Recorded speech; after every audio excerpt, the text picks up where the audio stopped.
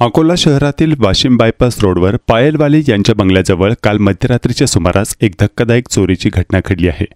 रात्री साधारण 12:30 ते 1 वाजण्याच्या दरम्यान अज्ञात चोरट्यांनी महक चिकन रोस्टेड या दुकानाला लक्ष्य करत दुकानासमोर उभी असलेली गाडी आणि इतर मौल्यवान वस्तू लंपास केल्या।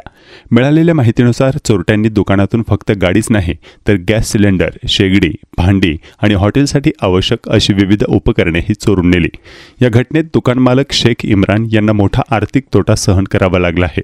घटनेची माहिती मिळताच शेख इम्रान यांनी जुना शहर पोलीस ठाण्यात तक्रार नोंदवली असून तपास सुरू आहे। पोलिसांनी अज्ञात चोरट्यांच्या विरुद्ध गुन्हा दाखल करून तपासाची चक्रे फिरवली आहेत। सर्वात आश्चर्याची बाब म्हणजे ही संपूर्ण चोरी जवळच लावलेल्या सीसीटीव्ही कॅमेऱ्यामध्ये स्पष्टपणे कैद झाली। या चोरट्यांना गाडी घेऊन जाताना स्पष्टपणे पाहता येते।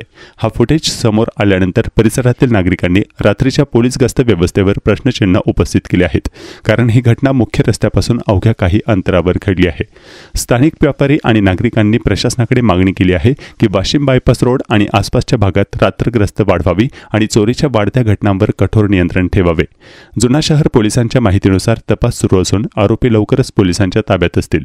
अकोला शहरात गेल्या काही महिन्यांपासून सुरू असलेल्या सततच्या चोरीच्या घटनांनी पुन्हा एकदा शहरातील सुरक्षा व्यवस्थेवर प्रश्नचिन्ह निर्माण केले आहे।